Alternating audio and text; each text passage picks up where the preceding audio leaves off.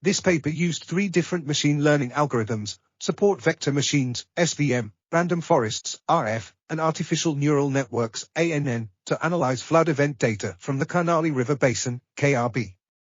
The analysis revealed that the NDVI had the greatest influence on flooding, followed by elevation, DTR, curvature, and TWI. Based on the area under the curve of receiver operating characteristics, OROC, SVM outperformed RF and ANN for flood susceptibility mapping, FSM. The study found that the area of very high flood susceptible areas ranges from 0.8 to 2.5% of the basin area, mostly located in the southern part of the basin with low slopes and elevations. The results of this study suggest the use of SVM for FSM to help with proper floodplain management. This article was authored by Sunil Duwal, Dedi and Prachand Pradhan.